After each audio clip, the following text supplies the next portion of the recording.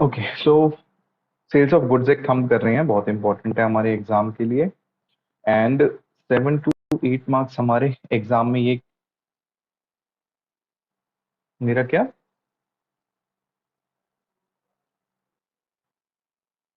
हम so sorry yes 7 to 8 marks का ही है हमारे एग्जाम के लिए, बहुत इंपॉर्टेंट है, जिसमें मोस्टली डेफिनेशंस और कुछ इंपॉर्टेंट प्रोविजंस हैं जिसपे मैं आपको स्टार लगवा दूंगा। जिसपे भी स्टार लगा होगा वो एग्जाम के लिए फॉर श्योर एग्जाम में आपके आएगा ही आएगा और बहुत ज्यादा इंपॉर्टेंट है, तो उसका आप ध्यान रखना।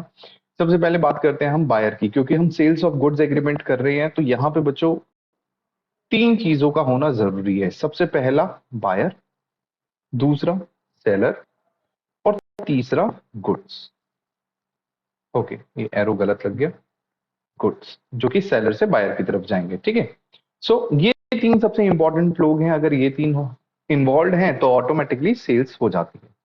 चलिए, तो सबसे पहले बात करता है बायर की। तो बायर कौन होता है? A person who buys or agrees to buy the goods, ठीक है, जो गुड्स खरीद रहा है या गुड्स खरीदने के लिए एग्री करता है। उसके बाद डिलीवरी। डिलीवरी का मतलब होता है बच्चों कि अगर मैं गुड्स सेल करता हूं,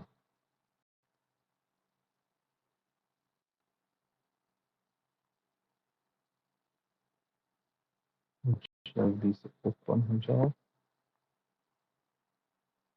यस बच्चों, अगर मैं गुड्स को सेल करता हूं तो जो भी सेलर है बच्चों, याद रखना एक चीज होती है ओनरशिप और एक चीज होती है पोजेशन। पोजेशन का मतलब होता है कि जो गुड्स हैं वो फिजिकली किसके पास है। तो आपको पता है कि ओनर अगर सेलर है तो सेलर के पास ही गुड्स होंगे। तो जब ये अपने गुड्स दे देता है बायर को तो उसको हम बोलते हैं डिलीवरी। जब गुड्स की फिजिकल पोजीशन चेंज हो जाती है तो उसको हम बोलते हैं डिलीवरी। नेक्स्ट डेफिनेशन आती है हमारे पास डिलीवरी स्टेट पे। डिलीवरी स्टेट मतलब कि जो डिलीवरी की जाएगी वो किस तरीके से की जाएगी। फॉर एग्जाम्पल, हर एक चीज पैकिंग के साथ डिलीवर होती है। काफी सारी चीजें लाइक आप कोई भी चीज दुकान से लेने जा रहे हैं तो आपको कैसी भी दे दे, आपको उसी time on the spot delivery मिल गई। लेकिन गुड्स अगर बहुत बड़े डिस्टेंस में ट्रेवल्ड होके या फिर ट्रांसपोर्ट होके कहीं और जा रहे हैं तो उनको डिलीवरी में पैकिंग बहुत अच्छी सी देखनी पड़ती है। कहीं ऐसा ना हो कि डिलीवरी के बाद जो गुड्स हैं वो कहीं डिस्ट्रक्ट हो जाए या उनपे किसी टाइप का नुकसान हो जाए, तो इसी को बोलते हैं बच्चों डिलीवरी स्टेट। कि आप गुड्स तो दे रहे हो, नेक्स्ट चीज है गुड्स को किस स्टेट पे दे रहे हो। So that is called delivery state. Next आता है बच्चों document of title. So document of title का मतलब ये है, नॉर्मली जिसकी ओनरशिप है, ओनरशिप वाले पर्सन के पास राइट टू सेल होता है। बट ऐसा हो सकता है बच्चों, ये मेरा घर है, वैसे घर पे ये गुड्स वाला केस एप्लीकेबल होता नहीं है, घर गुड नहीं है, बट स्टिल आप समझ सकते हो। गुड्स की जगह आप कार ले लो, चलो कार से ही मैं आपको समझाता हूँ। मान लीजिए बच्चों मेरी एक कार है और मैंने कहा है कि भाई मेरी गाड़ी को मैंने दे दिया किसको? OLX ऑटोज को। OLX ऑटोज को दे दिया। OLX ऑटोज को कहा कि भाई मेरी गाड़ी भेज दो। अब आपको पता है ओनर एक पार्टी, फर्स्ट पार्टी कौन?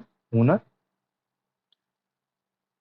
सेकंड पार्टी कौन? सेकंड पार्टी OLX ऑटोज, जिसको मैंने राइट दिया है, अपना राइट इसको दे दिया। क्या दिया? Right to sell. और थर्ड पार्टी होगी बायर। अभी भी बच्चों एक्चुअल ओनर मैं हूं, लेकिन जब OLX ऑटोज गुड्स इसको बेचेगा मेरे बिहाफ पे, तो बायर पूछेगा कि भाई तुम्हारे पास कोई डॉक्यूमेंट ऑफ टाइटल तो होंगे। सो जब भी बच्चों आप अपनी गाड़ी OLX ऑटोज या फिर कार देखो .com या कार बाय .com, अलग अलग जगह अपनी गाड़ी या कोई भी एसेट अपना किसी और को देते हो विद राइट टू सेल, तो उसके पास एक डॉक्यूमेंट ऑफ टाइटल भी जाता है। जो डॉक्यूमेंट ऑफ टाइटल को कौन ऑथोराइज करेगा? फर्स्ट पार्टी, जिसके पास एक्चुअल राइट था। उस डॉक्यूमेंट ऑफ टाइटल पे लिखा होगा कि कुछ समय के लिए आप हमारे गुड्स को देखोगे। अब गुड्स को देखने के मैं दो रीजन उनको देता हूं। पहला, मैं हो सकता है उसको दूं right to dispose of. Dispose of मतलब मैंने आपको बेचने तक का भी राइट दे दिया। सेकंड हो सकता है मैं सिर्फ उसे राइट दे रहा हूं ऑफ पोजेशन ओनली। पोजेशन का राइट तब मिलता है बच्चों, मान लो कि यहां पे मैं हूं मुंबई में, मुंबई से मुझे गुड्स भेजने हैं USA में। एक शिप है बच्चों, इस शिप में गुड्स रखे हुए हैं, तो पोजेशन तो मेरे पास भी नहीं है, जो बायर USA में बैठा पोजेशन उसके पास भी नहीं है। अभी जब तक पोजेशन इस शिप के जो भी यहाँ पे हेड होगा, चीफ इंचार्ज होगा, वट एवर, इसके पास मेरे गुड्स के डॉक्यूमेंट ऑफ टाइटल होंगे। और याद रखना है बच्चों, डॉक्यूमेंट ऑफ टाइटल का होना जरूरी है इन लोगों की सेफ्टी की वजह से भी, जो शिप का इंचार्ज है। आपको पता है कभी कभी ना ऐसी चीजें भी इंपोर्ट एक्सपोर्ट हो जाती है या ट्रांसपोर्ट हो जाती हैं जो कि लीगली वहां पे अलाउड नहीं होती है। अगर लीगली उसमें अलाउड नहीं है, गुड्स मेरे पास है, तो यही बोला जाएगा कि गुड्स मेरे हैं। फॉर एग्जाम्पल बच्चों, आपने सुना होगा एयरपोर्ट पे ड्रग्स पकड़ी गई, तो जिसके पास ड्रग्स पकड़ी जाती हैं वो मान लिया जाता है कल्परेट है। लेकिन अगर वो उन ड्रग्स पे डॉक्यूमेंट ऑफ टाइटल दिखा दे, अब डॉक्यूमेंट ऑफ टाइटल का मतलब है कि उन ड्रग्स पे ओनरशिप किसी और की है, तो फिर ओनर को पकड़ा जाएगा, इस बंदे को नहीं पकड़ा जाएगा। बट जितने भी बच्चों ऐसे नार्कोटिक्स प्रोडक्ट होते हैं ना, नार्कोटिक्स प्रोडक्ट का पोजेशन भी क्राइम होता है। याद रखना है, ओनरशिप तो अलग बात है, पोजेशन भी क्राइम होता है। एक आर्म्स एक्ट है, आर्म्स एक्ट के अंदर अगर आपके पास आर्म्स हैं, वो आर्म्स जो अलाउड नहीं है, अगर आपके पास लाइसेंस है और आपके पास बंदूक है ठीक है, लेकिन काफी सारे आर्म्स ऐसे हैं जो कि लाइसेंस के साथ भी अलाउड नहीं है।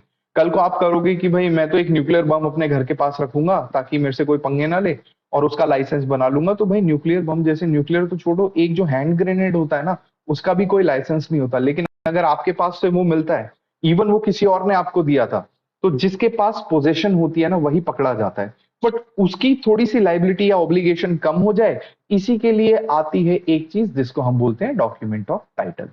नॉर्मली टाइटल का मतलब होता है बच्चों ओनरशिप। तो जब मैं किसी को डॉक्यूमेंट ऑफ टाइटल देता हूं तो उसमें ये चीज है कि भाई ओनर तो कोई और है, बस मैं उसके बिहाफ पे या तो राइट ऑफ डिस्पोज ऑफ रख रहा हूं या फिर राइट ऑफ पोजेशन रख रहा हूं, जो कि आगे मैं किसी और को दे दूंगा। बस इतनी सी बात। नेक्स्ट, डॉक्यूमेंट ऑफ टाइटल के बाद ये सब है बच्चों जो डॉक्यूमेंट ऑफ टाइटल में आते हैं। इनको बस एक बार रीड कर लेना, ज्यादा डिटेल में जाने की जरूरत नहीं है। सबसे इंपॉर्टेंट, गुड्स। आपके एग्जाम में इससे रिलेटेड एक ऑब्जेक्टिव क्वेश्चन जरूर आएगा। तो गुड्स में सबसे पहले कहता है every kind of movable property. कहता है कोई भी, यहां प्रॉपर्टी का मतलब है बच्चों आइटम। कहता है कोई भी आइटम, गुड्स होने के लिए एक जो चीज है वो होती है मूवेबिलिटी। नॉर्मली बच्चों गुड्स होने के लिए मूवेबिलिटी के अलावा एक और चीज होनी चाहिए जो कि होती है मार्केटेबिलिटी। मार्केटेबिलिटी का मतलब है किसी चीज को बेचा जा सके।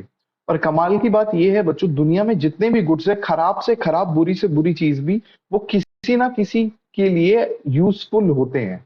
तो हर एक चीज, हर एक गुड इस दुनिया में मार्केटेबल होता है। बस ये है कि किसी के कंज्यूमर बहुत जल्दी मिल जाते हैं, किसी के कस्टमर बहुत लेट मिलते हैं।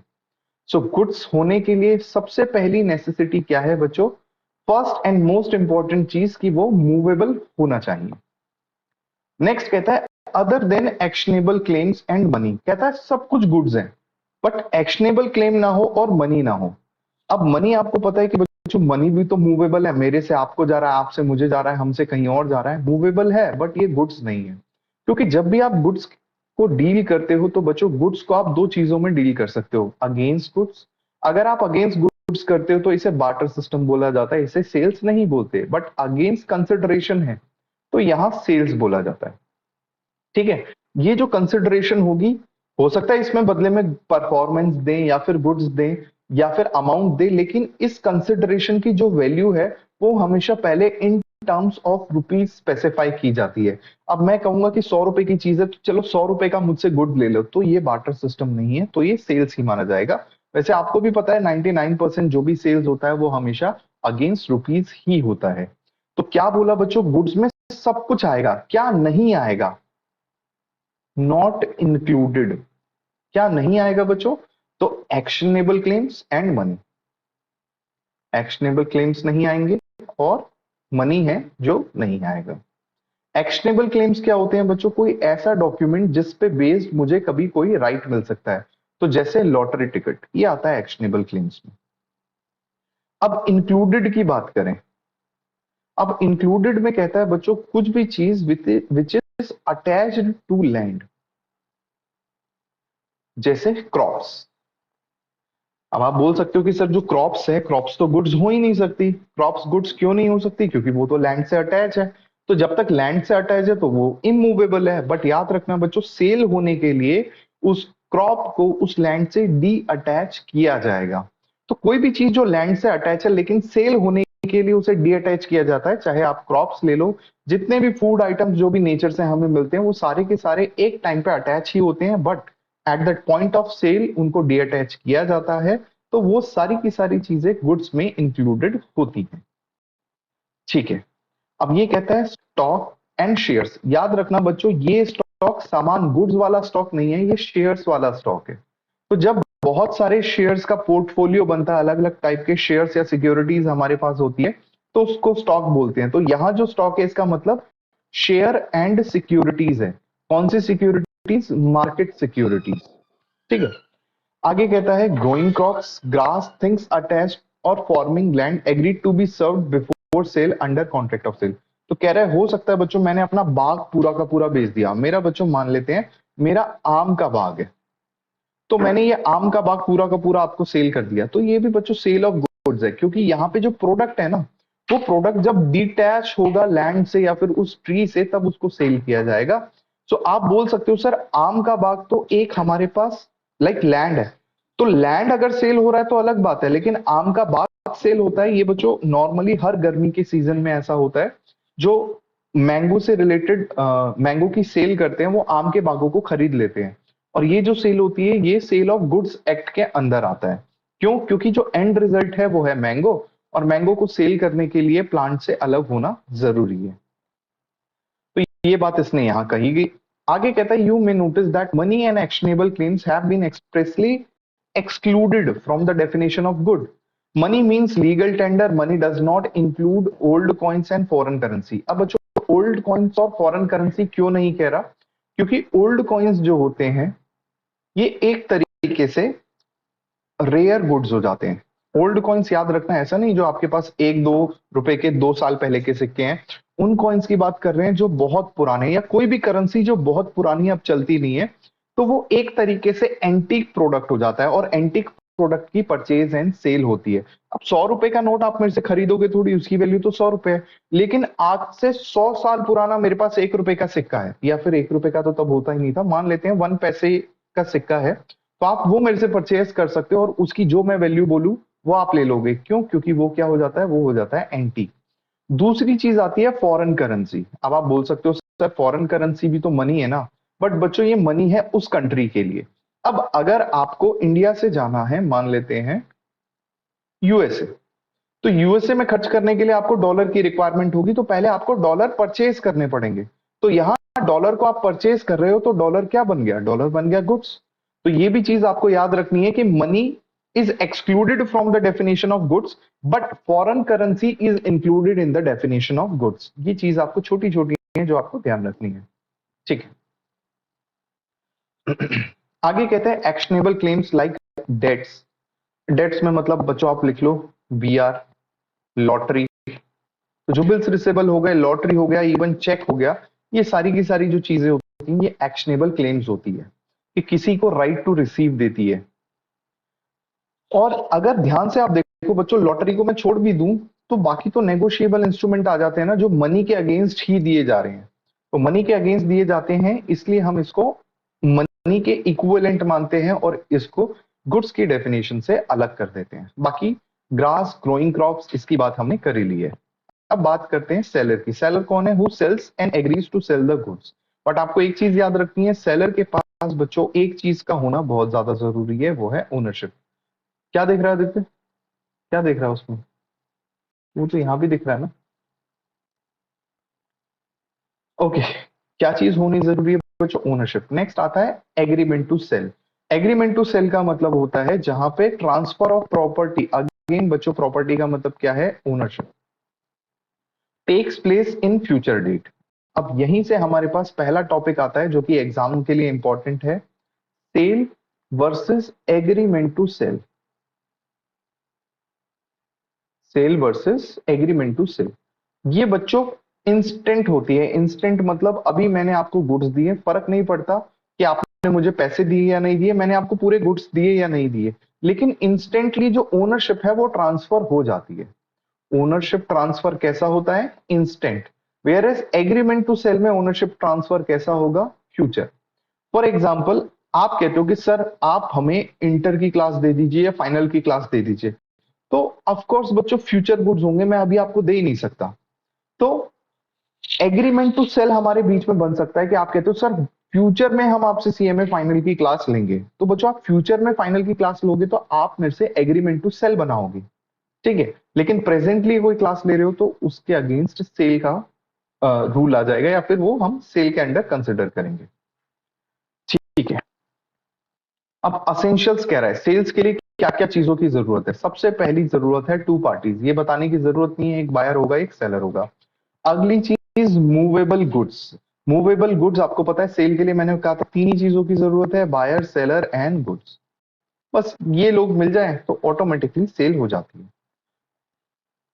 इसके अलावा और essential elements of valid contract. Valid contract क्या होता है, उसके असेंशियल्स क्या होते हैं, ये हम ऑलरेडी पढ़ चुके हैं। और उसके बाद कहता है कि कॉन्ट्रैक्ट के टाइम पे ये भी पता होना चाहिए कि इमीडिएट डिलीवरी ऑफ गुड्स होगी, पेमेंट कब होगी, प्राइस क्या होगा, ये सारी की सारी चीजें पता होनी चाहिए। नेक्स्ट आता है transfer of property of goods. Property of goods का अगेन मतलब क्या होता है बच्चों, ओनरशिप। अच्छा, प्रॉपर्टी का मतलब ओनरशिप। तो सेल का मतलब ही ये है कि आप किसी को गुड्स दे रहे हो तो ओनरशिप। ऐसा नहीं है मैंने आपसे कहा कि बच्चों मेरे से ये पेन मेरा परचेज कर लो, आपने परचेज कर दिया, 2 दिन बाद मैं कह रहा हूँ कि लाओ वो पेन वापस मेरा दे दो, पेन पे ओनरशिप तो मेरी है। फिर आप कहोगे सर क्योंकि आपने सेल कर दिया है तो ओनरशिप अब हमारी है, हमारा मन करेगा तो दे देंगे, नहीं करेगा तो नहीं देंगे, बात खत्म। और देखो बच्चों कहता है cases where property of goods not transferred. ये बेलमेंट हमने पढ़ा था, बेलमेंट में हम चीज को यूज करने के लिए देते हैं, प्लेज में हम अपने चीज को मॉर्टगेज करवा देते हैं, लेकिन दोनों ही केसेस में ओनरशिप ट्रांसफर नहीं होती है। अब आता है बच्चों पहला, ये आपके एग्जाम के लिए बहुत बहुत इंपॉर्टेंट है, चाहे ये सारे पॉइंट्स आपसे पूछ ले, चाहे कोई एक पॉइंट पूछेगा, एक पॉइंट में आपसे कुछ केस लॉ बना के दे दे। तो पहला पॉइंट सेल में कहता है बच्चों इमीडिएट ट्रांसफर ऑफ प्रॉपर्टी। ये बात हमने करी ली है कि आपकी जो ओनरशिप है बच्चों वो इंस्टेंटली ट्रांसफर हो जाती है। ये फर्क नहीं पड़ता कि पूरी पेमेंट हुई है या नहीं है, या गुड्स दिए या नहीं दिए। फॉर एग्जांपल मैं एक दुकान में गया बच्चों, मैंने कहा मेरे को एसी दे दो, उसने कहा एसी तो आपको कल डिलीवर होगा, लेकिन मैं पेमेंट करके आ गया, सेल हो चुकी है। हो सकता है मैंने कहा ठीक है आप कल डिलीवर कर दो, आधे पैसे मैं आज दे रहा हूं आधे बाद में दूंगा, स्टिल सेल आज ही हो चुकी है। तो पैसे कब जाएंगे, गुड्स जाएंगे, ये फर्क नहीं पड़ता। अगर आप और मैं इस बात में एग्री कर रहे हैं कि मैं गुड्स बेच रहा हूं, आप गुड्स खरीद रहे हो, हम दोनों एग्री हैं, तो सेल हो चुकी है। एक्चुअल में गुड्स की डिलीवरी कब होगी, 100% फुल पेमेंट कब होगी, इससे फर्क नहीं पड़ता। और यहां कहता है एग्रीमेंट टू सेल में ओनरशिप रिमेन्स विद सेलर। अब बच्चों मैं कह रहा हूं ये पेन मैं आपको 1 साल बाद बेचूंगा, तो प्रेजेंटली आज ओनरशिप किसकी है इस पेन पे, मेरी है। 1 साल बाद आपकी होगी, बट उस 1 साल के पीरियड के लिए इस पे ओनरशिप मेरी रहेगी। सेल कहता है बच्चों एग्जीक्यूटेड कॉन्ट्रैक्ट है। एग्जीक्यूटेड मतलब जहां पे पार्टीज को अपनी परफॉर्मेंस दे दी है, पार्टीज ने अपनी परफॉर्मेंस दे दी है। वेयर ये कहता है दिस इज एग्जीक्यूटरी कॉन्ट्रैक्ट, ये फ्यूचर में होगा। It creates right in rem for buyer. Rem का मतलब होता है बच्चों नॉर्मली यूनिवर्स या फिर वर्ल्ड। ये देता है राइट इन रैम या राइट अगेंस्ट वर्ल्ड। ये देता है आपको प्रोवाइड्स राइट इन पर्सोनम। राइट इन पर्सोनम मतलब होता है बच्चों राइट अगेंस्ट पर्सन। तो याद रखना एक्चुअली जो वर्ड है वो लैटिन वर्ड है जिसका नाम है जस इन रैम एंड जस इन पर्सोनम। जस इन रैम का मतलब होता है right against world, and just in personam का मतलब होता है राइट अगेंस्ट पर्सन। अब ये बहुत सिंपल सी बात है। मैंने कहा कि बच्चे ये मेरी गाड़ी है, ये मैंने आपको सेल कर दी, आप बायर हो। अब ओनर कौन बन गया इस गाड़ी का, मान लेते हैं ये है ए, ये है B. Now who is the owner of the car, B is the owner of car. अब बी की गाड़ी को सी नुकसान पहुंचाए, डी नुकसान पहुंचाए, गवर्नमेंट नुकसान पहुंचाए, कोई भी नुकसान पहुंचाए, जो भी नुकसान पहुंचाएगा बी उसके अगेंस्ट केस फाइल करेगा, सूट फाइल करेगा कंपनसेशन के लिए कि आपने मेरा नुकसान किया है। ये था इन ऑफ कोर्स किसी पे भी। ये आपको केस बताता हूं गवर्नमेंट पे कैसे करते हैं। जैसे बच्चों आपने देखा होगा कभी कभी ना बिजली की तारें गिर जाती हैं, तो जब बिजली की तारें गिर जाती है किसी की गाड़ी पे, वैसे आपको पता है बिजली की तार अगर गाड़ी पे गिरेगी तो गाड़ी का कुछ नुकसान नहीं होगा, क्योंकि गाड़ी के टायर नीचे जमीन से लगे होते हैं जिनमें रबड़ होता है, इसलिए कहते हैं कभी भी बिजली गिर रही होती है किसी जगह पे तो गाड़ी पे बैठना सबसे सेफ होता है, कुछ नहीं होता उसमें। लेकिन अगर बिजली की तार नॉर्मली किसी घर पे गिर जाती है, तो अगर वहां पे किसी की डेथ होती है तो वो कंपनसेशन किससे लेते हैं, या कोई चीज खराब हो जाती है तो जो इलेक्ट्रिसिटी बोर्ड होता है वो उनको कंपनसेट करता है।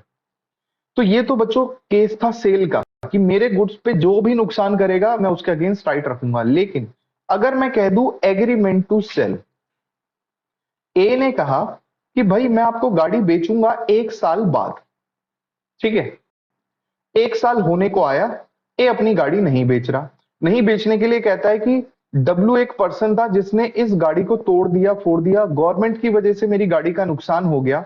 बी किसके अगेंस्ट एक्शन ले सकता है, क्योंकि बी के पास तो अभी ओनरशिप है ही नहीं। बी सिर्फ और सिर्फ किसके अगेंस्ट एक्शन ले सकता है, ए। बी कहेगा कि देखो भाई मेरा एग्रीमेंट सिर्फ आपके साथ था, तो जो भी कुछ है अभी फिलहाल आपके और मेरे बीच में, क्योंकि गाड़ी की ओनरशिप अभी तक मुझे नहीं मिली, तो गाड़ी को नुकसान किसी ने भी पहुंचाया हो मैं तो सिर्फ और सिर्फ आपके अगेंस्ट ही एक्शन ले सकता हूं। तो इसको बोलते हैं बच्चों राइट अगेंस्ट पर्सोनम। तो एग्रीमेंट टू सेल कौन सा राइट क्रिएट करता है, राइट अगेंस्ट पर्सोनम। बात खत्म। नेक्स्ट कहता है सेलर यूज फॉर प्राइस, ये यूज लिखा है बच्चों, this is sue. Seller sue for price if not buyer. यहां कहता है seller can sue for damage. यहां कहता है, यहां इफ नॉट के बाद लिख देना पेड बाय। अगर बायर ने प्राइस पे नहीं किया तो सेलर प्राइस के लिए स्यू करेगा या नहीं करेगा, बिल्कुल करेगा। लेकिन यहां कहता है कि सेलर सिर्फ डैमेजेस के लिए स्यू कर सकता है। अगर एग्रीमेंट टू सेल है और सामने वाली पार्टी जो कि बायर है वो खरीदने से मना कर दे, खरीदने से मना कर दे तो क्या प्राइस मैं मांग सकता हूं? जब उसने खरीदा ही नहीं है तो प्राइस का सवाल ही नहीं होता। तो मैं उससे क्या बोलूंगा, मैं डैमेजेस लूंगा कि इतने दिनों से तुमने धोखे में क्यों रखा कि तुम मेरे से गुड्स खरीदने वाले हो। ठीक है। नेक्स्ट कहता है रिस्क पासेस टू बायर। अब आपको पता है बच्चों ownership and risk. Ownership, ownership क्या देती है बच्चों, रिस्क एंड रिवॉर्ड। तो जो भी रिस्क एंड रिवॉर्ड है, अगर ओनरशिप ट्रांसफर हो गई तो रिस्क एंड रिवॉर्ड भी ऑटोमेटिकली ट्रांसफर हो जाएगा। तो लिखता है रिस्क पासेस टू बायर। अगर गाड़ी में कोई नुकसान हुआ तो किसका नुकसान होगा, बायर का। लेकिन एग्रीमेंट टू सेल है तो कहता है risk does not passes to buyer. क्यों? क्योंकि ओनरशिप किसकी है, सेलर की। तो ओनरशिप सेलर की तो रिस्क एंड रिवॉर्ड भी सेलर का। नेक्स्ट कहता है buyer can good get goods even if seller becomes insolvent. अब ये इंसॉल्वेंसी का पॉइंट थोड़ा सा ध्यान से समझ लेना। पहले अपना बैक ऑफ द माइंड में इतनी सी बात रखो, जिसके पास भी ओनरशिप है बच्चों, गुड्स उसी को बिलोंग करते हैं, और गुड्स उसके होंगे तो घूम फिर के उसके पास आ जाएंगे। तो पहला केस हम ले रहे हैं जहां पे हम कहते हैं कि बायर इंसॉल्वेंट हो गया, ठीक है। अगर बायर इंसॉल्वेंट हो गया, सेल की बात कर रहा हूं बच्चों और एग्रीमेंट टू सेल की बात कर रहा हूं। सेल के केस में ओनर कौन होता है गुड्स का, बायर या सेलर? सेल हो चुकी है, नहीं बेटा, सेल के केस में ऑलवेज बायर, क्योंकि सेल हो चुकी है तो बायर के गुड्स हैं।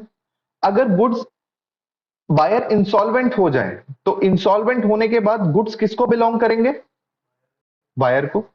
सेलर कहेगा कि भाई साहब ये तो इंसॉल्वेंट हो गया, इसने मेरे पैसे नहीं दिए तो गुड्स मुझे दे दो। तो क्या इस कोर्ट इस बात को मानेगा? कोर्ट कहेगा कि देखो भैया आपने एग्री किया था, सेल का एग्रीमेंट आप लोगों के बीच में हुआ था, क्योंकि ओनरशिप तो ट्रांसफर हो चुकी है, तो गुड्स किसके हैं, बायर के। तो जब इंसॉल्वेंट हो जाता है कोई व्यक्ति तो उसके सारे एसेट्स कोर्ट बिकवा देता है उसके क्रेडिटर्स को पेमेंट करने के लिए। तो बायर के जो भी गुड्स हैं, हो सकता है कि सेलर ने अभी तक गुड्स अपने पास रखे हो और बोला हो कि मैं तो ये गुड्स नहीं दूंगा जब तक मेरे को पेमेंट नहीं मिलेगी। बट अगर कोर्ट ने बायर को इंसॉल्वेंट डिक्लेयर कर दिया तो इसको ये सारे के सारे गुड्स कहां तक पहुंचाने पड़ेंगे, बायर तक। क्यों? क्योंकि who is the actual owner, buyer. यहां बात करते हैं, यहां ओनर कौन है, seller. Agreement to seller sale में सेलर ओनर है, क्योंकि अभी ओनरशिप तो ट्रांसफर हुई नहीं है। क्योंकि ओनरशिप ट्रांसफर नहीं हुई तो गुड्स किसके पास रहेंगे, सेलर। अब बायर कहता है कि भाई मैं तो इंसॉल्वेंट हो रहा हूं, तो वो जो गुड्स तुम्हारे पास पड़े हैं वो मुझे दे दो। तो क्या सेलर देगा, नहीं। क्यों नहीं देगा? क्योंकि ये कहेगा भाई ओनरशिप मेरी है तो मैं गुड्स तुझे क्यों दूं, सिंपल सी बात है। अब जस्ट ऑपोजिट लेते हैं, अगर सेलर इंसॉल्वेंट हो जाता है, अगर सेलर इंसॉल्वेंट हो गया, again who is the owner, यहां तो बायर ही ओनर है और यहां सेलर ही ओनर है। अब बायर के पास गुड्स थे, या बायर के पास छोड़ो, गुड्स अभी टेक्निकली किसके पास रखे हैं? सेलर के पास। तो वही होगा, क्या सेलर जब इंसॉल्वेंट होगा तो कोर्ट ये वाले गुड्स भी बेच सकता है जो इसने सेल कर दिए? जो आपने सेल कर दिए, क्या कोर्ट उसको बेचेगा? कोर्ट कहेगा चुपचाप इसको किसको दे के आओ? बायर को। ये गुड्स तुम्हारे है ही नहीं, ये कैसे बिक सकते हैं? Whereas in case of in case of agreement to sell, यहां बायर कहता है कि सर वो जो गुड्स है वो ये मेरे को बेचने वाला है, आप मेरे को ही पहुंचवा दो। तो कोर्ट क्या बोलेगा? क्या बेच दिए? तो आंसर इज नो। तो गुड्स किसी के पास रहेंगे? सेलर के पास। तो याद रखना है आपको, सेल के केस में हमेशा जिसकी ओनरशिप ओनरशिप किसकी होती है सेल के केस में? बायर की, क्योंकि सेल हो चुकी है तो बाय हो चुका है, ओनरशिप ट्रांसफर हो चुकी है, और जिसके गुड्स उसी के पास रहने का, उसको पास गुड्स को रखने का राइट होगा। तो एग्रीमेंट टू सेल में सेलर के पास और नॉर्मल सेल में बायर के पास। क्लियर है बात?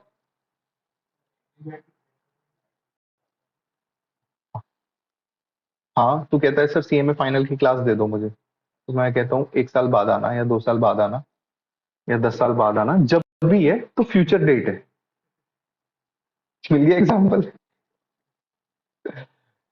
नॉर्मली एग्रीमेंट टू सेल जो होता है ना, ये हैवी अमाउंट वाली चीजों पे होता है, जैसे प्रॉपर्टी।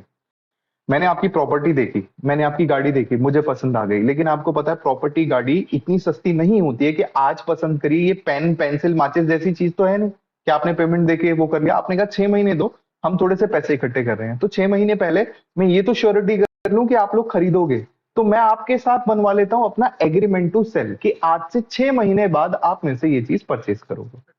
ठीक है? टोकन मनी अलग चीज है। मैंने कुछ भी नहीं दिया तेरे को, तो टोकन मनी कहां से आया? सिर्फ एग्रीमेंट टू सेल बनाया।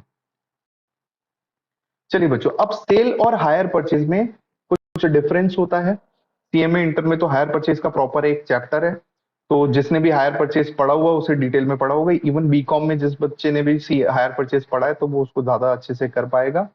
बस इतना सा मेजर डिफरेंस है बच्चों की यहाँ इमीडिएटली ओनरशिप ट्रांसफर हो जाती है। यहाँ on the payment of last instalment, आपको याद रखना है ओनरशिप हायर परचेज के केस में कब ट्रांसफर होती है? लास्ट इंस्टॉलमेंट पे। हायर परचेज की तरह ही बच्चों एक और चीज होती है इंस्टॉलमेंट पे परचेज करना। अब बच्चों इंस्टॉलमेंट में परचेज करने का ना, इंस्टॉलमेंट परचेज कोई चीज नहीं होता है, इंस्टॉलमेंट पेमेंट का एक मेथड होता है। तो इंस्टॉलमेंट पेमेंट का मेथड इस तरीके से होता है कि मेरे घर के पास मेरे दोस्त की एक शॉप है, मैंने कहा मुझे मोबाइल सेल कर दो, इसने कहा ठीक है भाई, मोबाइल हुआ आपका। तो मैं कौन बन गया बच्चों? मैं बन गया बायर। मैंने इसे कहा कि भाई मैं ना तेरे को 6 महीनों में जो भी मेरी पेमेंट है 1/6 पार्ट हर महीने दूंगा। ये उस बात पे एग्री कर जाता है। तो क्या इसने हायर परचेज पे गुड बेचा मुझे? नहीं, इसे इंस्टॉलमेंट बेसिस पे पेमेंट लेने को रेडी हो गया। तो इंस्टॉलमेंट बेसिस पे भी सेल होती है। तो आपको एक चीज समझना है कि हायर परचेज पे आप वर्ड पढ़ते हो इंस्टॉलमेंट, तो आप ये कभी भी कंफ्यूज मत हो जाना कि इंस्टॉलमेंट सेल ही हायर परचेज सेल होती है। हायर परचेज, वर्ड हायर समझ रहे हो ना, कि आप हायर करके या उसे उधारी पे या रेंट पे लेके खरीदोगे, मतलब धीरे धीरे धीरे धीरे पैसों की पेमेंट लेके खरीदोगे। तो जब लास्ट इंस्टॉलमेंट की पेमेंट होती है तब परचेज हो जाता है। अगर लास्ट इंस्टॉलमेंट की पेमेंट नहीं होती तो फिर रिपोजेशन का राइट मिल जाता है सेलर को।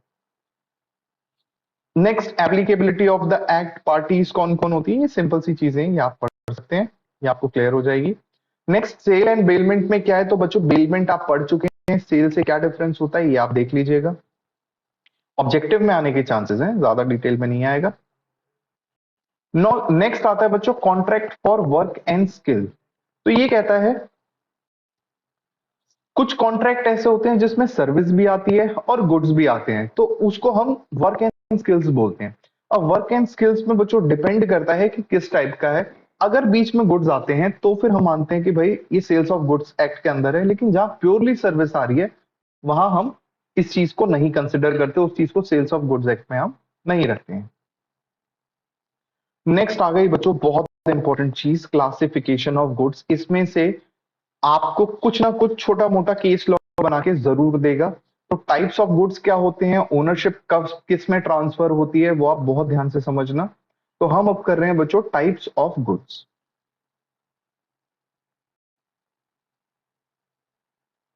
ब्रॉडली 3 कैटेगरीज होती हैं। सबसे पहले होते हैं प्रेजेंट गुड्स, दूसरे होते हैं फ्यूचर गुड्स, और तीसरे होते हैं कंटिंजेंट गुड्स। तो जो पहला होता है बच्चों, इसी में ही है जो आपको डिटेल में पढ़ना है। ए, जिसको हम बोलते हैं स्पेसिफिक गुड्स।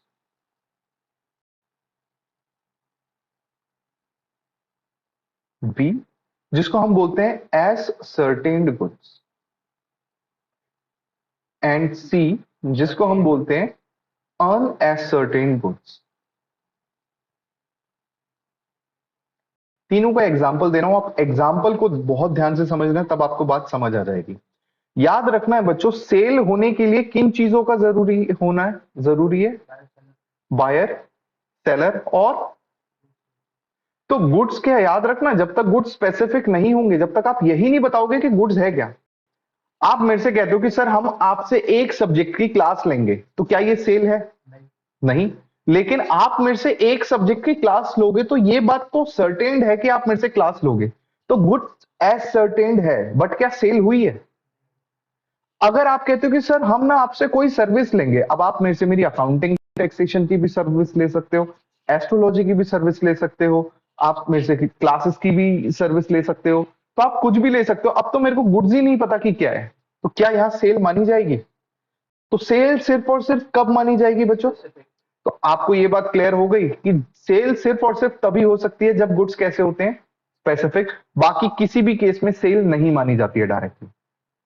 चलिए, अब ये बात आप समझ गए। अब मैं आपको एग्जांपल देता हूं। आप गए बेटा एक शोरूम में, यहां टीवी का शोरूम था, बहुत सारे टीवी रखे हुए थे। आपने कहा कि भाई एलजी का ये वाला जो टीवी है ना 36 इंचेस, ये हम परचेज कर रहे हैं। ओनर ने कहा ठीक है सर, ये आप परचेज कर रहे हैं तो आप ले जाइए इसको।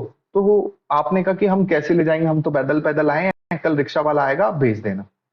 क्या सेल हो चुकी है? हाँ। ओनर कौन है? बायर। तो करंट सिचुएशन में मैं सेलर हूं, आप बायर हो, आप ओनर हो।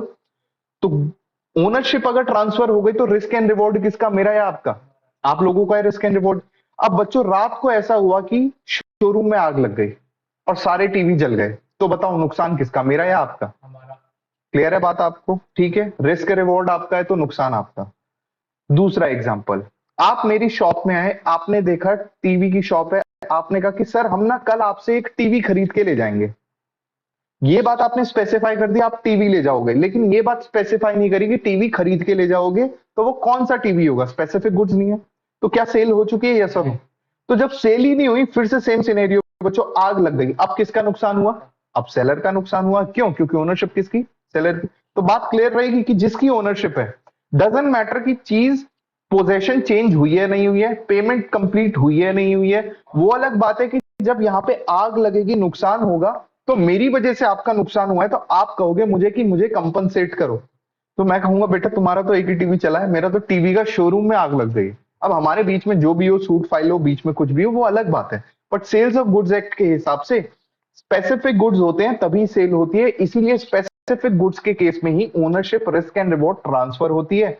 अगर नुकसान कहीं किसी के भी हाथ में हो जाए, नुकसान हमेशा बायर का ही रहेगा। बाकी एज सर्टेन गुड्स क्या है कि मैंने आपसे कहा कि मैं एक टीवी ले जाऊंगा, तो मैंने एज सर्टेन कर दिया कि भाई एक टीवी ले जा रहा हूं, कौन सा ये नहीं पता, तो गुड्स अगेन स्पेसिफिक नहीं है, सेल नहीं हो सकती। अन एज सर्टेन गुड्स, अब बच्चों यहाँ पे टीवी भी रखे हैं, यहाँ फ्रिज भी रखे हैं, यहाँ वॉशिंग मशीन भी रखी है, बहुत सारे इलेक्ट्रॉनिक आइटम रखे हैं, और मैंने कहा कि कल मैं आपकी दुकान से कुछ लेके जाऊंगा। जैसे आपने मेरे से कहा कि सर हमें कोई भी सर्विस, आप कोई ना कोई सर्विस लेके जाएंगे, तो अगेन स्पेसिफिक गुड्स नहीं है। क्योंकि गुड स्पेसिफिक नहीं है तो सेल नहीं हो सकती, सेल नहीं होगी तो ट्रांसफर ऑफ ओनरशिप नहीं होगा, तो सारा नुकसान किसका होगा? सेलर का, जिसकी ओनरशिप। क्लियर है बच्चों प्रेजेंट गुड्स? नेक्स्ट चलते हैं हम फ्यूचर गुड्स में।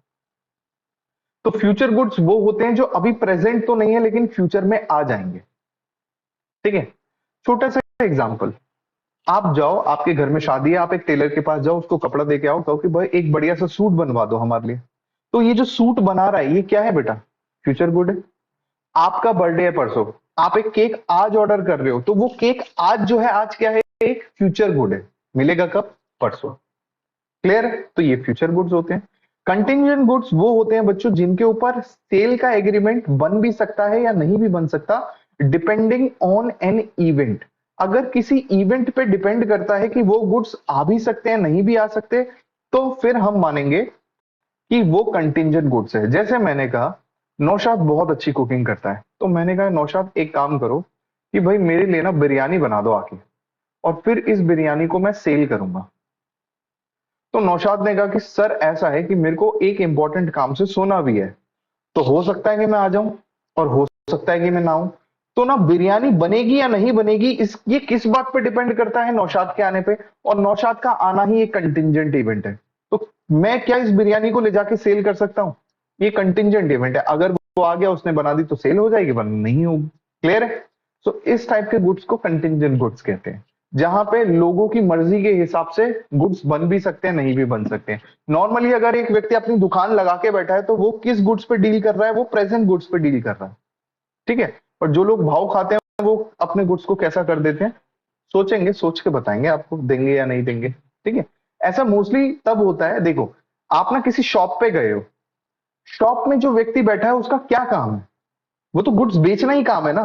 क्या वो कभी बहानेबाजी करेगा? नहीं। लेकिन हम जैसे जो लोग हैं, मेरे को अपना फोन बेचना है, तो मैं भाव खाऊंगा या नहीं खाऊंगा? क्योंकि मेरे पास तो एक ही फोन है, फोन की जिसके पास शॉप है उसके पास तो ढेरों फोन पड़े हुए हैं। तो मैं भाव खाऊंगा, तो मैं अपने गुड्स को पूरी कोशिश करूंगा कंटिजेंट गुड्स बनाने की। जब तक मेरे को एक बढ़िया प्राइस नहीं मिल जाता तब तक तो मैं भाव खाऊंगा ही, है ना। चलिए, तो ये था हमारे पास टाइप्स ऑफ गुड्स। तो टाइप्स ऑफ गुड्स आपने सारे देख लिए, आपको क्लियर है? सिर्फ प्रेजेंट गुड्स में भी स्पेसिफिक गुड्स होते हैं जिसमें सेल होती है, और एल्स किसी भी टाइप्स ऑफ गुड्स में सेल नहीं होती है। क्लियर है बात?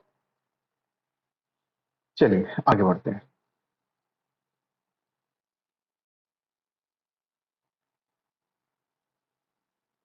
फ्यूचर गुड्स, कंटिंजेंट गुड्स, इसका डिफरेंस देख लेना।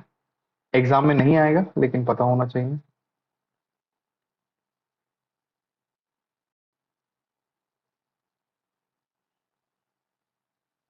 नेक्स्ट आता है बच्चों प्राइस ऑफ गुड्स।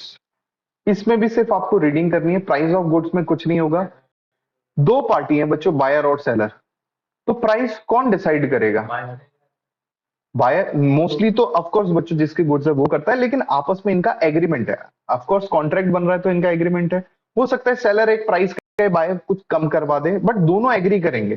तो these two parties will going to decide what will be the price of the goods. क्या कभी थर्ड पार्टी डिसाइड कर सकती है? नहीं।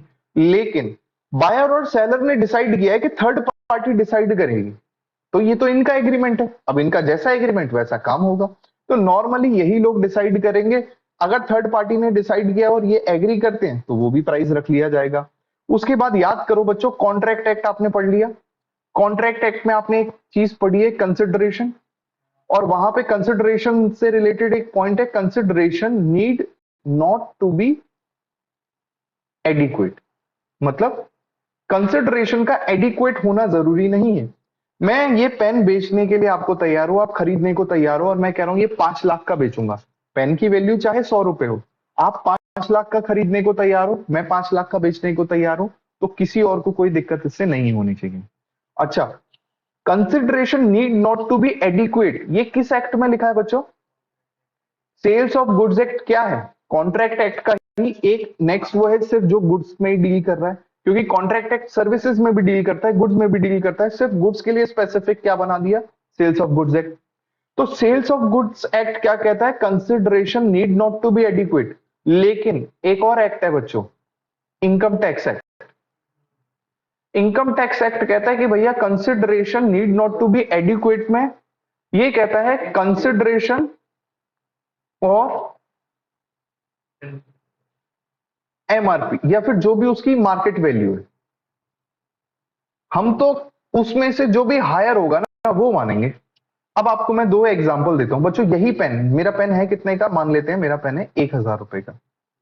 मैंने आपको पेन दो सिनेरियो में सेल किया। पहले में मैंने आपको पेन कितने का बेचा? तो मुझे इनकम टैक्स कितना पे देना पड़ेगा? 1 लाख पे। सही बात है। लेकिन अगर ये पेन मैंने आपको 10 रुपए का बेचा, तो इनकम टैक्स वाले मुझे नोटिस भेजेंगे। क्या नोटिस भेजेंगे? कि भाई तुमने 10 रुपए का बेचा सही है, लेकिन उस पेन की एक्चुअल वैल्यू क्या थी? तो और 990 पे टैक्स भेजो हम, और 990 पे टैक्स देना पड़ेगा तुम्हें। ठीक है? हर एक ट्रांजेक्शन पे ऐसा नहीं होता। स्पेशली किन ट्रांजेक्शन में ऐसा होता है बच्चों? इंटरनेशनल ट्रांजेक्शन में ऐसा देखा जाता है। या फिर जहां पे रिलेटेड पार्टी होती है। आपको पता है जैसे रिलेटेड पार्टी होगी वहां तो प्राइस हमेशा ही फ्लक्चुएट करेंगे। जैसे मैं हूं, मैंने आदित्य को बेचा, मैंने कहा चलो आदित्य तो अपना ही है, इनकम टैक्स कम बनाने के लिए उसका खर्चा कम हो, मैंने प्राइस कम कर दिए। पर इनकम टैक्स वाले हर एक ट्रांजेक्शन पे नजर गड़ाए बैठे हुए हैं। बट याद रखना बच्चों, इनकम टैक्स वाले ये छोटी मोटी ट्रांजेक्शन पे नहीं नजर गड़ाते। वो जब तक सीआर नहीं आता ना, करोड़ नहीं आता, तब तक वो किसी ट्रांजेक्शन पे नजर नहीं गड़ाते। मेरे क्लाइंट का फोन आया, वो कहता है कि सर मेरे अकाउंट में ना 2 लाख रुपए आ गए हैं, अब मैं क्या करूं। वो परेशान हो गया कि मेरे अकाउंट में 2 लाख रुपए आ गए हैं, अभी तक हजारों में पैसे थे, कहीं इनकम टैक्स रेट तो नहीं कर देगी, ये नहीं हो जाएगा, वो नहीं हो जाएगा। तो मैंने उससे कहा कि भाई 2 लाख रुपए कुछ भी नहीं है। दो इनकम टैक्स के पास भी ना डिफरेंट बैंक से जब स्टेटमेंट जाती है, बच्चों करोड़ों खाते हैं। इनकम टैक्स में कितने लोग होंगे सोचो, आप मान के चलो कितने लोग होंगे, कितने एम्प्लॉयज होंगे इनकम टैक्स में। सिर्फ एम्प्लॉयज की बात कर रहा हूँ, ऑफिसर लेवल की नहीं, कितने होंगे, मैक्सिमम 1 लाख, 5 लाख, इतने ही तो होंगे। अगर मैं आपसे बात करूं हमारे देश में total number of bank accounts कितने हैं, कितने होंगे। मेरे खुद के 3 बैंक अकाउंट है, करोड़ों लोग हैं, ऑलमोस्ट सबके बैंक अकाउंट होते हैं। बच्चों को हटा देते हैं, 30 करोड़ बच्चे भी मान लो, 100 करोड़ लोग हो गए। 100 करोड़ के ऑन एवरेज 2 अकाउंट होते हैं, किसी किसी के 3 4 बिजनेस बिजनेस अकाउंट अलग होते हैं। तो टोटल 200 करोड़ अकाउंट है, बैंक अकाउंट। क्या ये 1 से 5 लाख लोग 200 करोड़ बैंक अकाउंट्स को वो कर सकते हैं।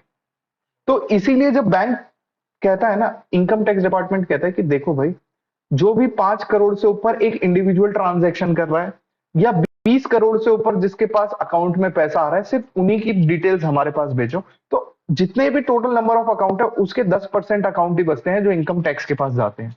फिर इनकम टैक्स पे पहुंचने के बाद वो उस पे और फिल्टर लगाते हैं। ये फिल्टर लगाते हैं, इनमें से कौन लोग ऐसे हैं जो लगातार इनकम टैक्स रिटर्न या जीएसटी रिटर्न भर रहे हैं, उनको हटा देते हैं, क्योंकि ये तो जेन्युइन कस्टमर्स है। जो बिना इनकम टैक्स भरे भी इतना सारा पैसा कमा रहे हैं और एग्रीकल्चरल इनकम भी नहीं है, तो फिर वो लोग आते हैं जिनको पकड़ लिया जाता है। तो नॉर्मली हाँ 1% ही होता है, वो बहुत कम। किसका 1%, जो ये 10% गई है ना, इनका 1%। क्योंकि ये जो 10% गई है, ये भी करोड़ों में होती है, फिर इनका 1% कहीं लाखों में होता है। और 1 साल के जो नोटिस होते हैं ना, ऐसा हो सकता है तुमने ट्रांजेक्शन आज करी है, मेरे एक क्लाइंट को बच्चों 2009 का वो आ रखा है, सोचो आज क्या चल रहा है, 2023। 2009 में उन्होंने अपना एक घर बेचा था, उसका नोटिस आ रखा है। तो उस टाइम पे डाटा मिला होगा उन्हें 2009 का। 2009 का डाटा भाई लोग ही नहीं है, तो इतना स्लो स्लो प्रोसेस होता है। इसलिए बोला जाता है जब भी कोई अच्छे खासे पैसों की ट्रांजेक्शन हो ना, तो उससे रिलेटेड डॉक्यूमेंट्स हमेशा होने चाहिए आपके पास। नॉर्मली आप सोचो 2009 में जिसने सेल करी थी, क्या उसने सारे डॉक्यूमेंट्स रखे होंगे अभी तक संभाल के। ऑफकोर्स घर के तो रहते हैं, लेकिन पेमेंट के डॉक्यूमेंट्स रखे होंगे क्या संभाल के, सवाल ही नहीं होता। खुद आप खुद इंटरनेट बैंकिंग आप यूज करते हो ना, इंटरनेट बैंकिंग भी आपको सिर्फ 3 साल पुरानी पासबुक दिखाता है आपकी। उससे ज्यादा पुरानी चाहिए तो आपको बैंक के पास जाना पड़ेगा। और बैंक को भी बोला गया है, नॉर्मली हर एक बिजनेस को पता है कितने आ गया, हर एक बिजनेस को बोला गया है कि आपको 8 साल के डॉक्यूमेंट्स रखने हैं। अभी नॉर्मली बैंक्स को बोला है कि आप हमेशा के डॉक्यूमेंट्स रखो। तो मैंने अगर आपके साथ एक डील 10 साल पहले करी थी, तो क्या आपके या मेरे पास अब उससे रिलेटेड डॉक्यूमेंट्स अवेलेबल होंगे, नहीं होंगे। तो इसीलिए बिजनेस को सिर्फ और सिर्फ बिजनेसेस को 8 साल पहले तक का नोटिस भेजते हैं। Whereas normally general person को, नॉर्मल पर्सन को अगर घर सेल किया है या फिर कोई ज्यादा पैसा आया है, जो सोल प्रोप्राइटर या इंडिविजुअल होता है, इनकम टैक्स में आपने पढ़ा होगा इंडिविजुअल पर्सन, उसको 10 12 साल पुराना भी नोटिस भेज देते हैं इनकम टैक्स का। और लाओ ढूंढ के, वो बेचारा नहीं ला पाता। और कभी कभी ऐसा होता है कि बेटा 10,000 की ट्रांजेक्शन होती है, 10 15 साल पे इस पे पेनल्टी लगते लगते, इंटरेस्ट लगते लगते, ये 10,000 से 50,000 की सिर्फ और सिर्फ पेनल्टी लग जाती है। ऐसा भी सीन होता है। तो ऐसे केसेस में फिर क्या करते हैं, ऐसे केसेस में फिर जो भी ऑफिसर होता है उसको खुश किया जाता है, बीच का रास्ता निकाल के। चलिए ठीक है, ये हमने यहाँ वहां की बात कर ली, प्राइस ऑफ गुड से ये बात शुरू हुई थी, तो याद कर लेना। अब ये वही बात कहती बच्चों कि थर्ड पार्टी से प्राइस फिक्स करवा सकते हैं, तो बिल्कुल करवा सकते हैं। अगर आप और मैं रेडी हैं तो कहीं से किसी से भी करवा सकते हैं। उसके बाद बच्चों डिस्ट्रक्शन ऑफ स्पेसिफिक गुड्स, ये बताने की जरूरत नहीं है, मैंने आपको पहले ही बता दिया कि स्पेसिफिक गुड्स में ओनरशिप ट्रांसफर हो जाती है तो बायर की ही नुकसान होगा, लॉस होगा। अब कहता है agreement to sell but before sale, अगर पेरिशेबल नेचर के गुड्स हैं बच्चों तो क्या होगा। तो नॉर्मली याद रखना, पेरिशेबल गुड्स के केस में सामने वाली पार्टी को राइट है, अगर मेरा एग्रीमेंट टू सेल है कि कल आप मेरे से गुड्स ले जाओगे, कल आप नहीं आए तो क्या मैं वेट करूंगा आपका। तो पेरिशेबल नेचर के गुड्स है, खराब हो जाएंगे, मैं किसी और को भेज दूंगा। फिर आप कहोगे कि मैं तो आपके अगेंस्ट सूट फाइल करूंगा, क्या आपके पास कुछ राइट है ऐसा, क्योंकि पेरिशेबल नेचर के गुड्स हैं। ये सिंपल सिंपल सी बातें आपको वैसे ही पता चल जाएंगी। बस वन टाइम रीड आपको करना है ये चीजें। अब आता है बच्चों नेक्स्ट इंपॉर्टेंट चीज, कंडीशंस एंड वारंटी। आपके एग्जाम में बच्चों कंडीशन एंड वारंटी से रिलेटेड क्वेश्चन फॉर श्योर आएगा, फॉर श्योर। तो this is most important thing. तो ये कहता है, अच्छा पहले मैं वैसे ही पढ़ा देता हूं बच्चों। एक वर्ड यहाँ पे सबसे पहले आपको सीखना है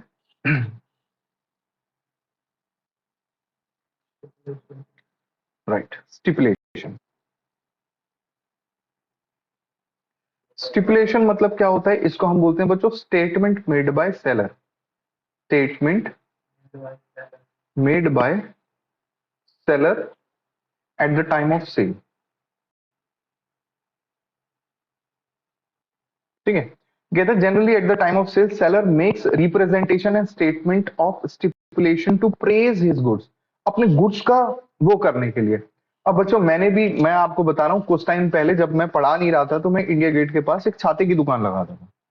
ठीक है, तो मैं कोई छाता खरीदने आया, मैंने कहा ये लो भाई साहब मेरा छाता पकड़ो, ये इस छाते को हम बोलते हैं अमेजिंग छाता। ये कोई आम छाता नहीं है, आप इसे कपड़े के ऊपर लगाओगे तो ये कपड़ा प्रेस कर देता है। ठीक है, और अगर आप खोलना बिल्कुल खोलो और 10वीं मंजिल से छलांग लगाओ तो ये पैराशूट का भी काम करता है। और अगर आपके कुछ दुश्मन है ना जो आप पे गोलियां बरसा रहे हैं, आप इसे खोल के तैयार हो जाओ, ये बुलेट प्रूफ उसका भी काम करता है, ये आपको गोली नहीं लगने देगा। ठीक है, और ये तो कुछ नहीं है, आप चाहो तो इसके अंदर से गोलियां भी निकलती है, ऐसा कमाल का छाता है। बस इस छाते को धूप और बारिश से बचा के रखना। ठीक है, धूप बारिश से बचा के रखना, बाकी छाता तो एकदम कमाल है मेरा।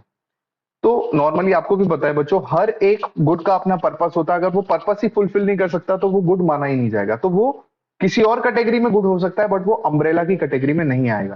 तो ये होता है बच्चों, जैसे मैंने अपने गुड को प्रेस करा, हर एक व्यक्ति अपने गुड को प्रेस करता है, प्रेस करके सेल करता है। लेकिन अगर वो स्टिपुलेशन रिप्रेजेंटेशन कुछ ज्यादा ही हैवी कर दे और उसका गुड वैसा ना निकले, तो फिर यहाँ पे बायर के पास राइट होता है कि भाई उसने ब्रीच ऑफ कॉन्ट्रैक्ट किया है। ब्रीच ऑफ कॉन्ट्रैक्ट मतलब स्टिपुलेशन जो उसकी तरफ से आई थी वो बहुत गलत थी।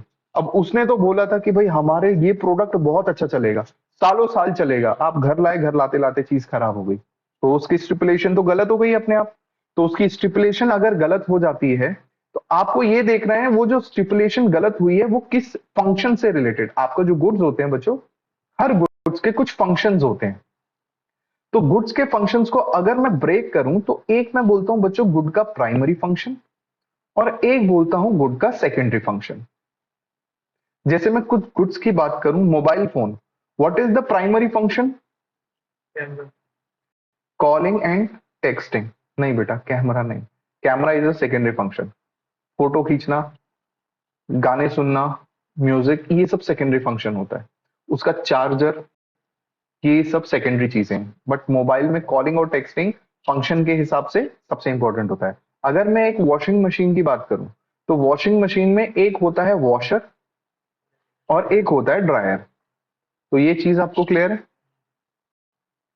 तो कहता है जब भी स्टिपुलेशन उसने दी है और स्टिपुलेशन के हिसाब से कौन सी चीज काम ना करे, कौन सा फंक्शन, प्राइमरी फंक्शन ना काम करे, तो इसको बोला जा सकता है बच्चों ब्रीच ऑफ कंडीशन।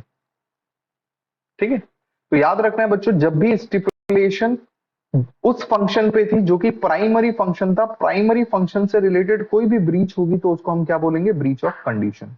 ये आपका गुड यूज करने लायक ही नहीं है। और अगर ब्रीच ऑफ कंडीशन हुआ तो ऐसे केसेस में हम अपने कॉन्ट्रैक्ट को खत्म कर सकते हैं या नहीं? बिल्कुल, हम अपने कॉन्ट्रैक्ट को टर्मिनेट कर सकते हैं। क्या हम सामने वाली पार्टी को स्यू कर सकते हैं या नहीं? बिल्कुल स्यू कर सकते हैं। किसके लिए स्यू करेंगे हम? कि भैया हमारा जो गुड्स था वो बेकार निकला।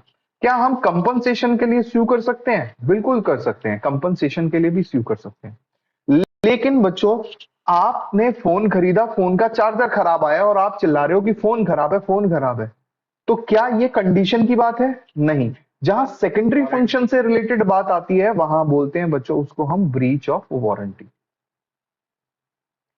क्या ब्रीच ऑफ वारंटी में अगर बच्चों चार्जर खराब आ गया तो क्या आप बोलोगे ये तो कॉन्ट्रैक्ट ही नहीं हो, फोन वापस ले लो? तो आपको ये वाला राइट नहीं मिलता है। दूसरा, कॉन्ट्रैक्ट ऑफ वारंटी में आपको राइट ऑफ रिप्लेसमेंट या राइट ऑफ सर्विस मिल जाता है कि उस चीज को आप ठीक करवा सकते हो, रिप्लेस करवा सकते हो, एंड राइट टू कंपनसेट भी मिलता है। ठीक है, एक और राइट मिलता है बच्चों जिसको हम बोलते हैं राइट ऑफ साइलेंट, एक वर्ड आता है मे बी पोजेशन या जो भी चीज है, वर्ड मेरे को याद नहीं आ रहा।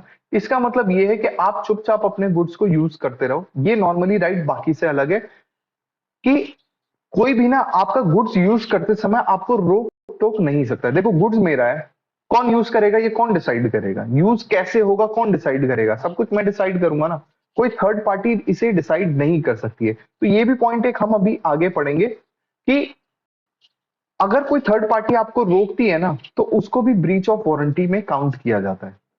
कि थर्ड पार्टी आके कहती है कि आप इस गुड्स को ऐसे यूज नहीं कर सकते, जैसा हम कहेंगे वैसा यूज करेंगे। तो भाई अगर खरीदा मैंने तो मैं डिसाइड करूंगा ना यूज कैसे होगा, अनटिल अनलेस कि वहां पे ऐसी रिक्वायरमेंट हो।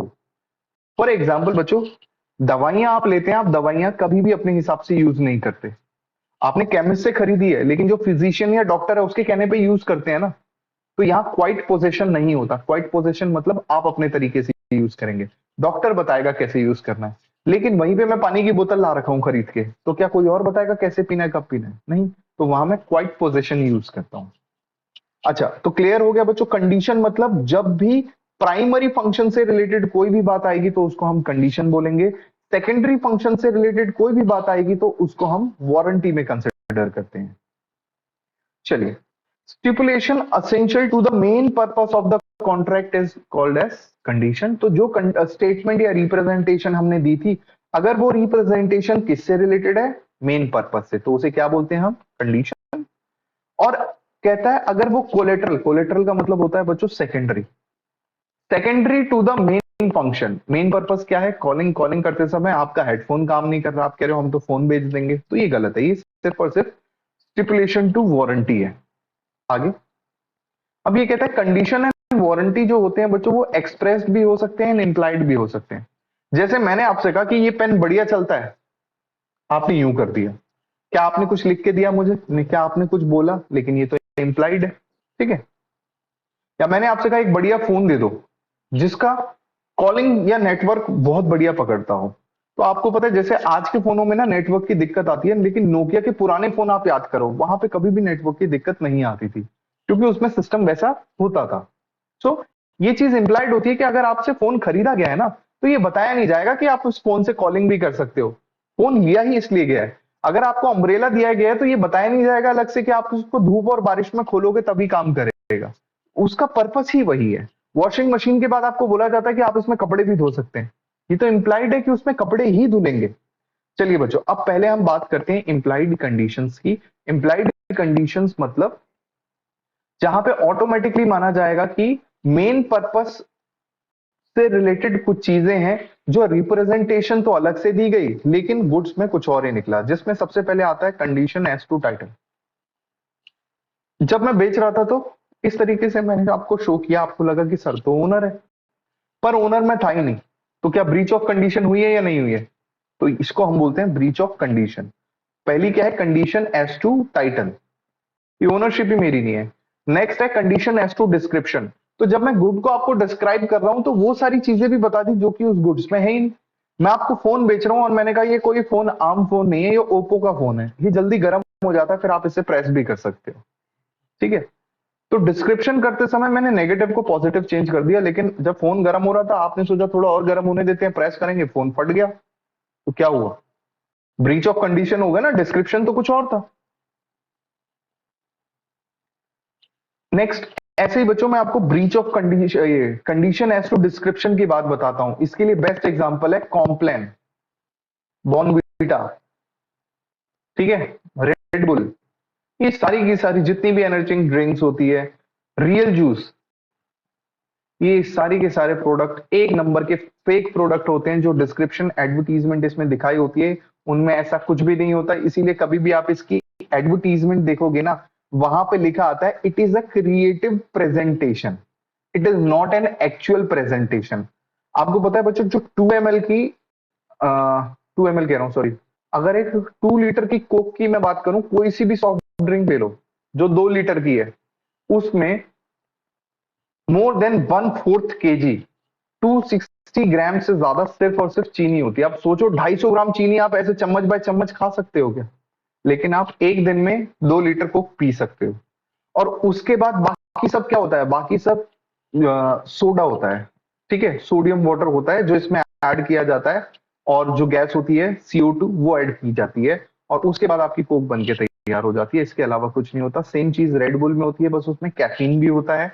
यहाँ कैफीन बहुत कम होता है, कोक में कैफीन बहुत महंगा प्रोडक्ट है, इसलिए जो रेड बुल में कैफीन डलता है तो उतनी रेड बुल बहुत ज्यादा महंगी हो जाती है, वेयर उतनी कोक 2 लीटर भी काफी सस्ती होती है। तो जब भी आप किसी प्रोडक्ट को कंज्यूम करो ना बच्चों, तो याद रखना इंडिया में आप प्रोडक्ट कभी भी एडवर्टीजमेंट को देख के कंज्यूम मत करना हो, क्योंकि वो सब ऑलमोस्ट फॉल्स डिस्क्रिप्शन पे होती है। एंड खाने की 99% जो चीजें होती हैं वो सारी की सारी फॉल्स डिस्क्रिप्शन पे होती हैं।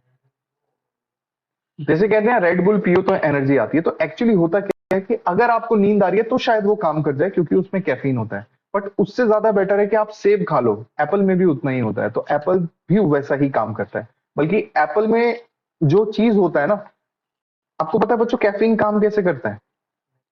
लो चलो, अब मैं तुम्हें ये दिखाता हूँ कि तुम्हारे सर की साइंस भी कितनी अच्छी है। माना कि स्कूल में मैं साइंस में बहुत फेल हुआ हूँ, लेकिन मेरी साइंस भी बहुत अच्छी है। तो बच्चों हमारा ये क्या है, बच्चों बताओ ये क्या है? अबे ये दिमाग है, तेरा दिमाग डब्बा ही है, ये तेरा दिमाग है।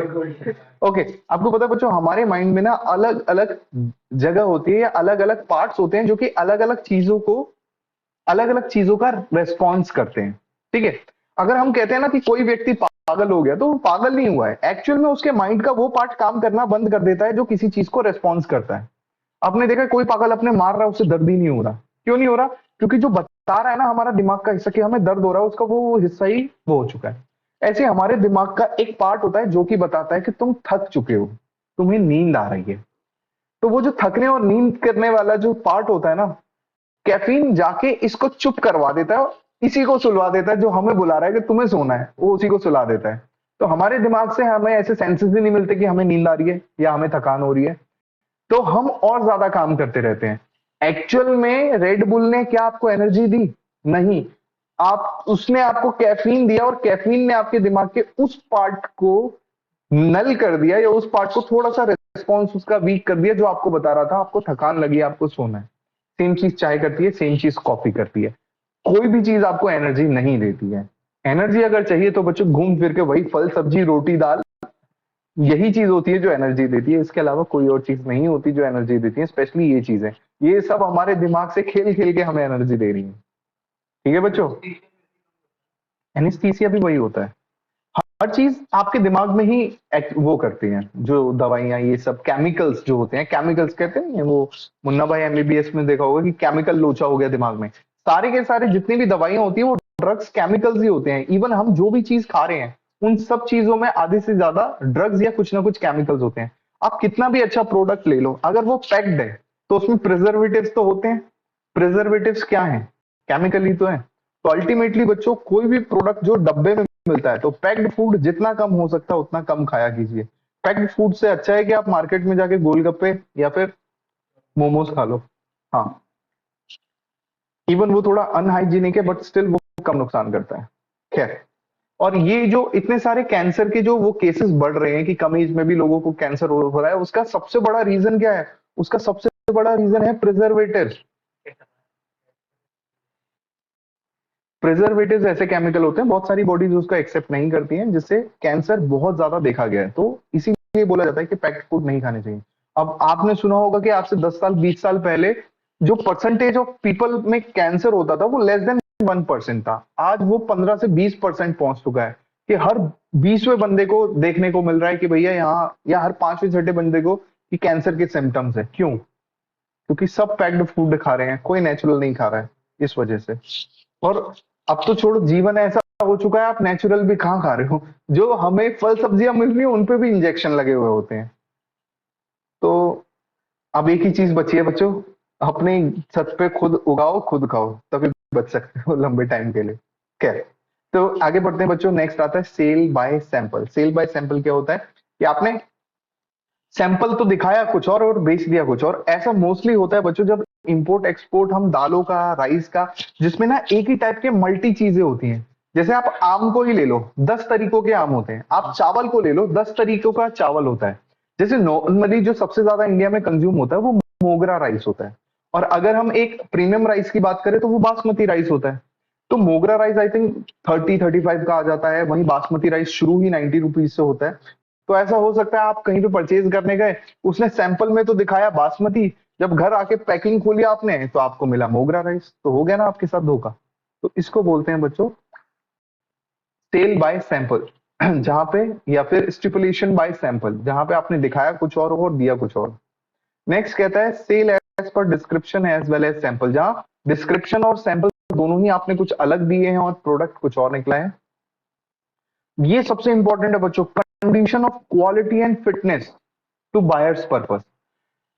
नॉर्मली ये चीज होती है बच्चों फूड प्रोडक्ट में, अगर कोई भी फूड प्रोडक्ट आप लेते हो कहीं से भी खरीदते हो और आपको लगता है कि वो खाने के लायक नहीं है, डजंट मैटर आपने कितना उसको खा लिया है, आप हमेशा वापस करके 100% रिफंड ले सकते हो। आपने देखा होगा जोमेटो या स्विगी पे आप कभी भी अगर फूड को स्टेल फूड या फिर बोलोगे कि बेकार फूड है, आपको 100% रिफंड मिलता है। क्यों? क्योंकि बेटा ये जो फूड होता है ये फिटनेस एंड क्वालिटी, मतलब अगर ये फॉर कंजम्पशन ठीक नहीं है ना तो ये ठीक नहीं है। हम खाना लेते ही क्यों है? माना बच्चों फोन है, उसकी बैटरी जल्दी ड्रेन हो जाती है, चल जाएगा, लेकिन अगर खाना बासी है तो क्या आप खा लोगे? Answer is no. तो ये बोला जाता है कि अगर स्पेशली फूड के केस में ऐसा हुआ है, आपने बच्चों चिप्स खोले और आपको लगता है कि उसमें स्मेल आ रही है, आप 100% पूरा का पूरा देके रिफंड ले सकते हो। कोई भी खाने की चीज में ऐसा हो सकता है। ठीक है, आगे बढ़ते हैं। 10:30 होगा क्या? ओके। ओ गॉड, ठीक है। आगे की क्लास बच्चों हम बाद में करेंगे, फिलहाल कंडीशन टू एस क्वालिटी हम शुरू करेंगे नेक्स्ट क्लास से।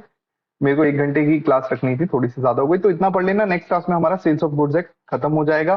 फिलहाल आज जितनी चीज करी, आज जो चीज इंपॉर्टेंट थी उसमें कंडीशंस थोड़ा सा हमने पढ़ा है, agreement to sell and sale में डिफरेंस पढ़ा है, गुड्स क्या होते हैं, टाइप्स ऑफ गुड्स क्या होते हैं, बायर सेलर ओनरशिप, ये चीजें पढ़ी है, इनको आप रिवाइज कर लेना। आज की कक्षा यहीं समाप्त करते हैं।